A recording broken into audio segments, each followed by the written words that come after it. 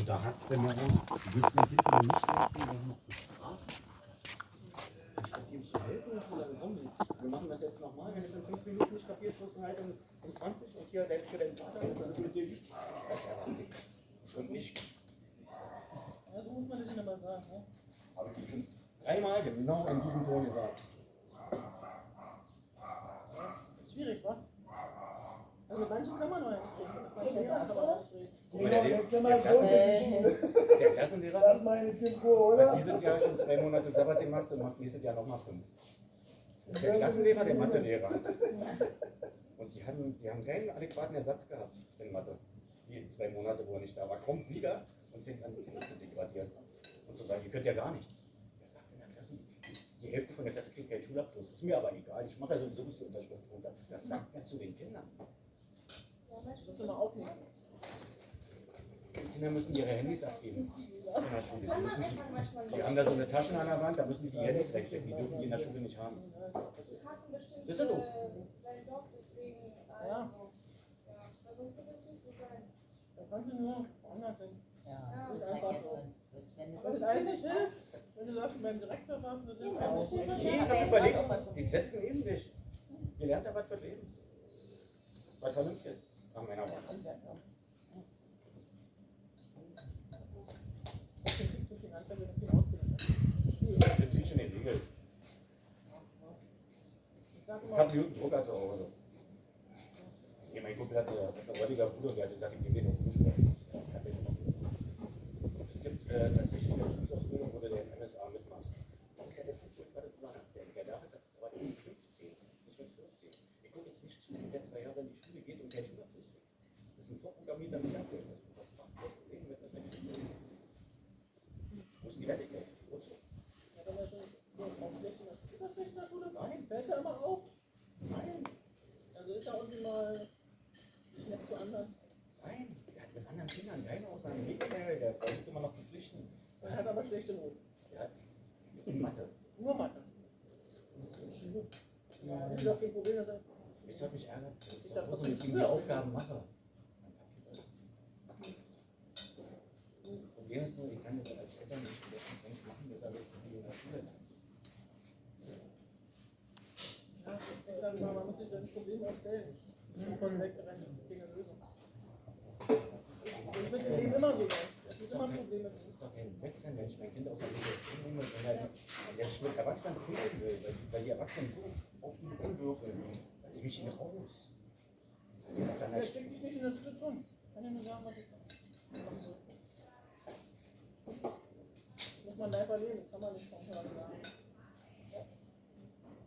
Und wenn die so Generation 2 Jahre keine Schule, das ist wirklich für mich auch ein großes Problem. Wir hatten 2 Jahre durchgängig keine Schule. Wenn ich schickst du jemanden mit rein, der mit im Unterricht ist. Es gibt auch welche, die Mahlzeit. Das ist der Mahlzeit, das ist ein Umständlich. musst du da anfangen, das kommt nicht rein. Ja, ja, ist schon klar, ich muss mal anfangen. Aber die kriegst du nur beantwortet, wenn du einen bestimmten Status. Dings hast. Einen Status. Außenstatus. Und das Den hat dauert er halt nicht. bis zu 1 Jahr dauern. Alles schon Hast du eine durchgespielt. Krankheit, ADS? Diagnostiziert, hat er eine Akte. Er hat sogar eine, kriegt er eigentlich einen Nachlass für. Das ist alles, kannst du alles in der Welt gucken. Kannst du doch nicht mal hinkriegen, das ist nicht mal kontrolliert. Was, der ist ja aufwendig geworden, gerade Glaubst du an aufwendig. System? Wen willst du denn schon? Wen? Ich frage Hier mich, von wen? wie heißen die denn? Von Super oder wie heißen die? Von dem Amt, die das mit ADHS kontrollieren, die das auffällig sind in der Schule. Bürgermeister. Du denkst, das funktioniert alles, ne? Ich denke, ich hab's funktioniert. Ich bin ja nicht in der Situation. Deswegen. Aber ich muss jedenfalls sowas versuchen. Alles schon durch. Habe ich alles hinter mir. Die sitzen alle vor dir, grinsen und kriegen ihr Gehalt, egal ob die was tun oder nicht. Und das ist der Punkt. Du kannst keinen Hebel ansetzen. Weil was willst du da mit den Ja, Menschen dann machen? musst du halt nicht spielen. Dann bleibt dich dann nicht in der Hand. Eins, was ich noch nicht probiert habe, wenn ich mit dem Mathe mache. Also doch, mache ich schon, aber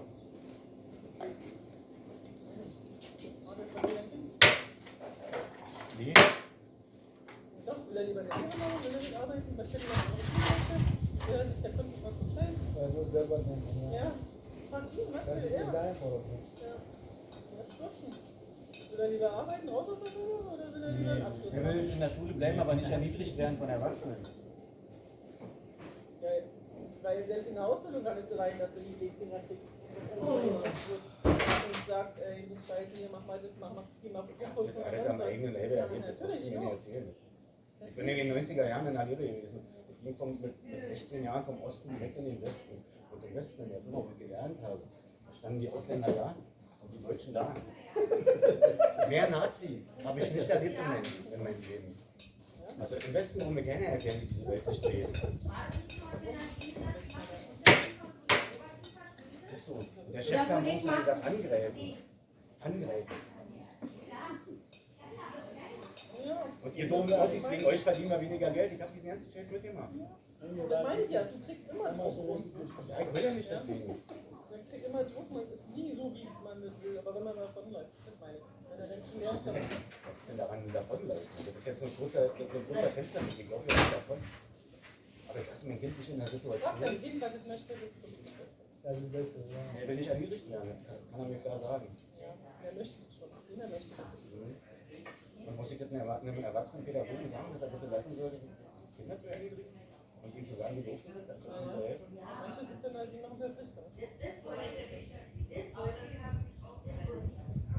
Das ist Gewalt. Ja, aber das ist überall im Leben. Das ist irgendwie immer ein Assi. Ja? Und du triffst immer wieder auf Menschen, die einfach mal extrem scheiße sind. Ist leider. Und da muss man sich irgendwie entweder irgendwie durchsetzen. Nicht einfach. Manchmal muss man ja genau. Ich kann meinem Kind nicht sagen, wo der Ja, die Mann Lehrer ist raushaut. jetzt schlecht, ne? So, aber das kannst du nicht machen. Für mich ist körperliche Gewalt auch überhaupt kein Ansatz. In einem Kind sagst du nicht körperliche Gewalt. Aber wenn die bei meinen Kindern in der ersten Klasse, was da schon an die Wald ist, ja, das ist furchtbar. Ne? Der muss sich jeden Tag damit auseinandersetzen, die Schubs, die hauen, die knippen und was. Aber einfach, ja, ja. Ja. Bei alle sind nicht mehr. Ja, aber ich sehe schon, aus welchem Fenster du guckst. Warte mal ab. Ja, die Kinder sind halt noch kleiner. Ich muss Ich die auch glaube, das, schon was du da erlebt hast, auch alles erlebt. Da Ja. könnte ich dir jetzt sagen, ja, normal. Kenn ich von meinem Kind auch alle. Da müssen wir halt durch. Aber ich erwarte von Erwachsenen, die Lehrer sind, dass da mein Kind in Ruhe ist. Also wenn er eine Leistung nicht erbringt, dann starte ich eine schlechte Zensur. Ja, okay. Aber stelle ich mich neben ihn und erniedrige ihn vor allem. Ja, das ist ja richtig. Das ist Gewalt. Und er Da muss man, sagt, ja, da muss man sagen, das ist ja nicht richtig. Sag ja nicht, dass es richtig ist. ja, aber du relativierst so, das, ja, dann machen wir wolltest nicht was, eine er muss da Meinung- durch. Du wolltest eine Meinung hören. Ja, ja, nee, für mich ist das aber eine Relativierung, er muss da durch. Du hast ja im Grunde recht. Ja, Aber du weißt ja die Frequenz nicht, in der mein Kind das schon erlebt hat in der Schule, wie Ja, oft ich ich weiß. mit denen gesprochen habe darüber. Das weiß ich halt, das sage ich. Das weiß ich nicht. Aber wichtig ist erstmal, seine Kinder in der Schule sprechen bei ihm, sagen, was möchtest du? Liebe bleiben oder oder möchtest du wechseln? Ja. Weil er muss lernen, nicht du oder ich. Ja, Er muss selber denken, Papa, was machst du? Das mal beschäftigt. Ja. ja. So sehe ich auch. Das ist ja Am besten mit dem Kind darüber kommuniziert. Ja. Und wie der immer funktioniert, weißt du? Die wissen meist besser Bescheid. Die wissen, was sie wollen. Na klar, ja. Also, man macht die so im Kopf. Eigentlich haben sie ihren Hirn schon. Ah, nee, wenn mein 14-Jähriger sagt, er hätte fast geheult, Papa, dann ist das schon, und der heult nicht gleich. Würde ich von mir rein oder lassen? Ja, ja. So, ich flieg's mal weg. Die bleibt auch bleiben hier oder? Mal aufbrechen. Okay.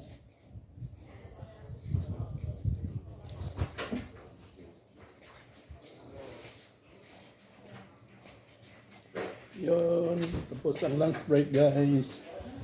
Wo ist denn schön, wa? Yan lang muna kayo.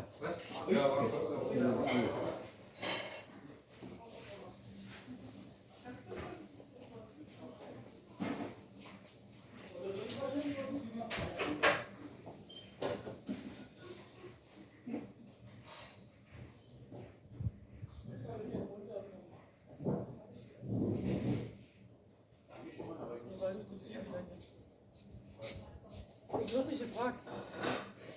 Oh, ich wirst gefragt. Mein Ja, ruksak. Ruksak. Oh, nilabang ko na. Bagong laba ang aking backpack. Ayan. Bango. Bango. Labadani. Labango. Dito tayo guys. tutur ko kayo dito sa garden. Marami na akong video dito. Yan, ang garden. Wow. Yun ang blumen. Flowers. Flowers. Wow, flowers. Red flowers. Red flowers. Flowers. Kung gusto niyo cactus, yan ang cactus. Cactus cactus. Yun. Yan, dwarf apple, green apple. Oh, maraming bunga na. Yun, oh. Dwarf apple. Dito naman tayo. Yan. Yung ganda, oh. Ano guys? Oh. Oh. Yung fish. Gusto makita yung fish? Yun. Wala yung malaki ngayon. Nandoon sa ilalim. Ito yung yung lavender. Lavender. Oh, ganda ng lavender. Ganda rin ng bulaklak na rose. Lavender. Yan, lavender. Rose. Lavender. Oh. Ito yung yung namumunga ng hindi ko alam na. Kalimutan ko yung pangalan. Yun, ganda ng rose. Dito tayo. Rose. Uy, guys. Garden area. Oh. Rose. Rose lahat yan. Rose.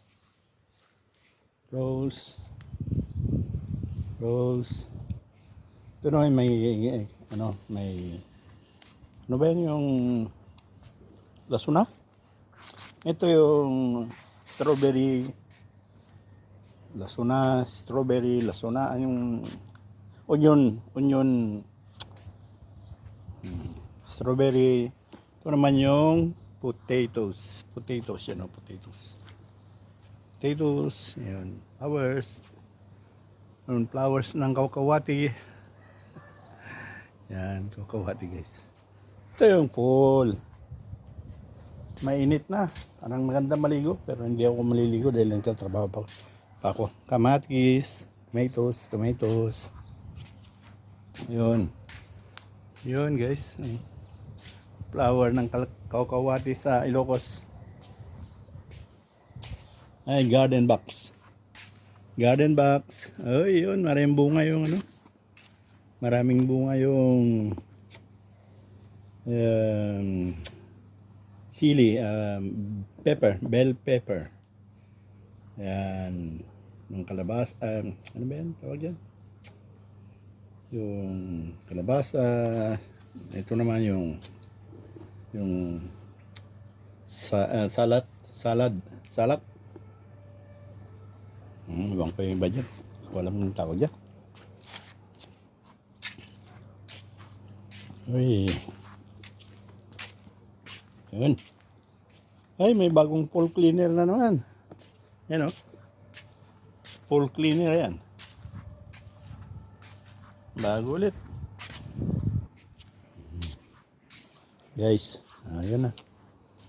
Oh, garden. Oh, pwedeng magpaano yan. Magsiga-siga para bonfire. Wala yung malaki ngayon.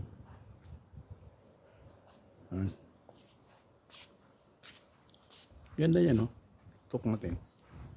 Oh, laki. Oh. Yan, malaki.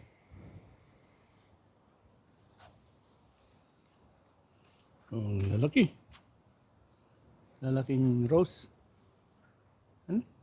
Ito yan, guys. Lalaking rose. Yun, laki.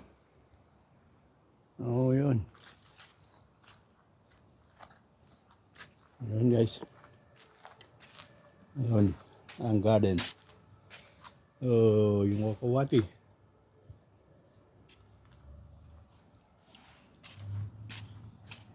Oh, tapos na ang break time, guys. So, hanggang dito lang, guys. Maraming salamat. Yahoo, yahoo. Yun. Yo, guys. Yun, no? At mainit, kailangan na natin ng electric fan at maghahanap tayo ng electric fan. Yun. Nasa tayo. Broken electric fan. Yan, the rest. Yun, guys. Oh, what's new? Maghanap ng electric fan. Electric fan. Kailangan na ng mga trabadores yung electric fan. Kaya maghanap tayo. Yan ang mga service namin na electric auto. Yan. Yan, dito tayo maghahanap. Yan, guys. Yan lang kayo. At walang ilaw sa loob. Hi, guys. Yan lang kayo. Maghanap tayo ng electric sama ko kayo dito sa loob. Yun. Wala lang ilaw kasi. Yung electric fan nandyan sa ilalim dyan. Hanapin ko pa. Oh, kaya standby lang kayo dyan.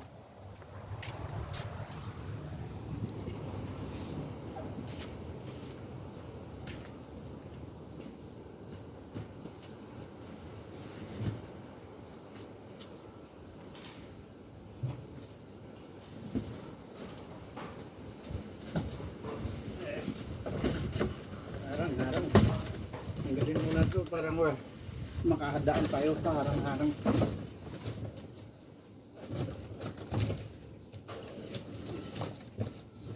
Mga box yan. Kailangan ng box.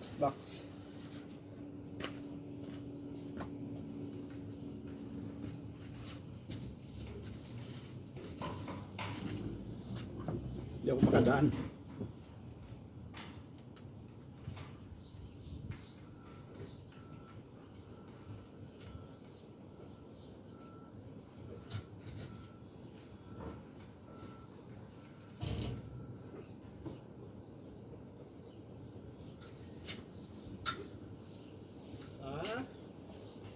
Yun. Isa. Kailangan ng 4 yata. Okay, guys.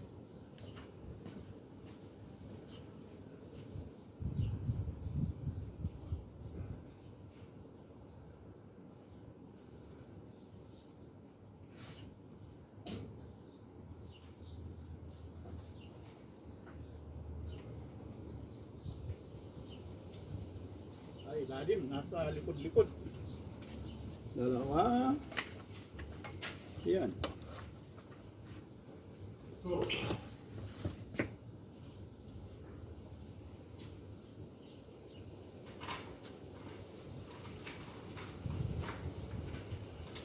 Ja, hatte dann auch noch was zum Abholen, ne? Ja, habe ich im Kalender dir eingetragen.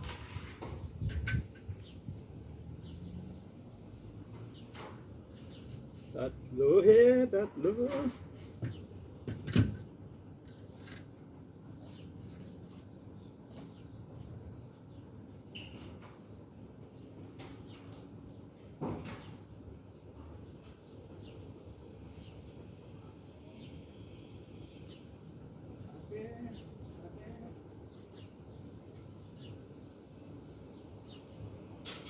Apat.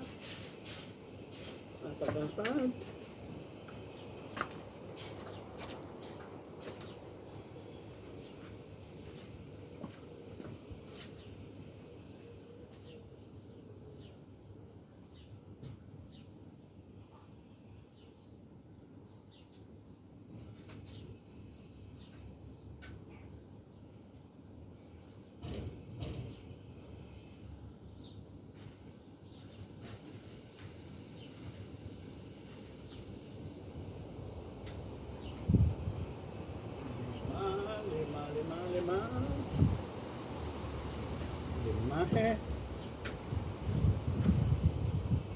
Isa.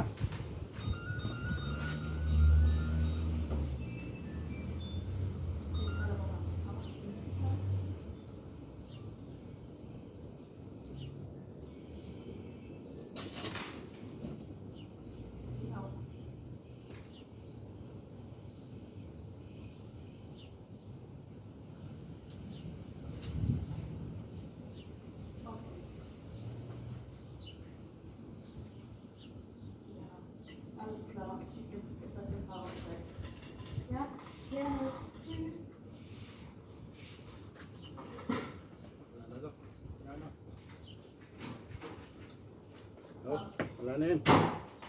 Sira na. Was zum Abholen. Sira na. Schneider. Genau. Bringen Sie dann denke ich auch noch her. Ano lang yan? Ich glaube, dann schnelle May Nummer. ano yan? Schnelle. Bei Schneider geht schnell.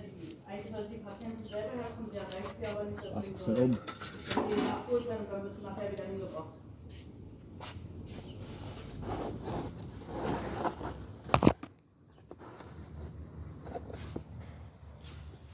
Yan. Papasok ko muna yung karton. Karton.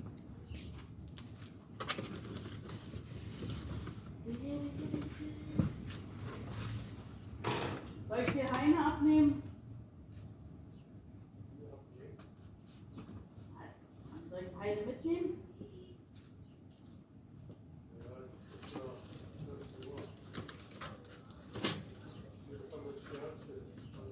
Sternchen bedeutet, es kann auch später geworden sein. Das ist halt, ich kann ja, ich gehe so, dass ich 3 Stunden gehe, 3 Stunden, 2 Stunden. Oh, let's go. Ja. Das ist super.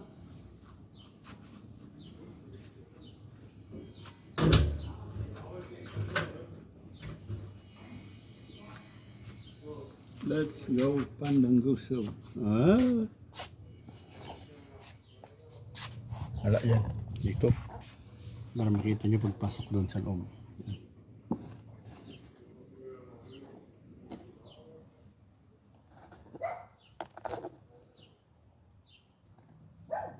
Ay, gawa.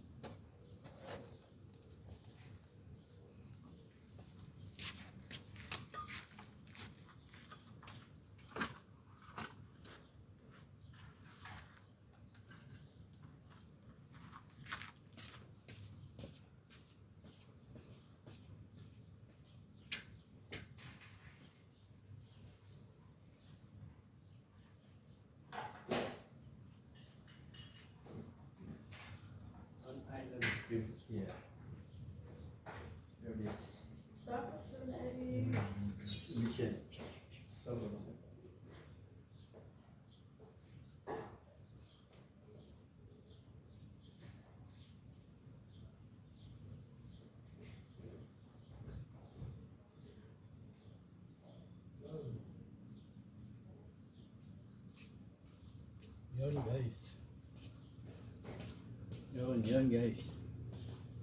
Yun guys. Nakakuha ko na yung electric fan at may isang sira. Sira na.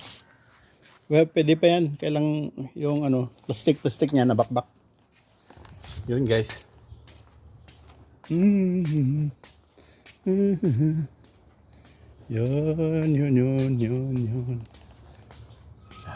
Bam bam. Bam bam bam. Bam bam bam. Bam bam bam.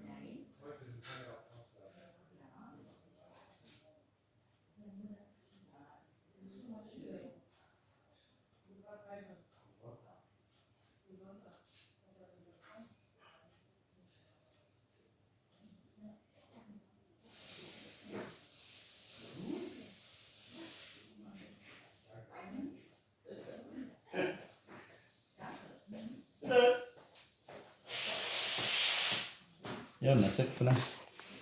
Set ko na guys.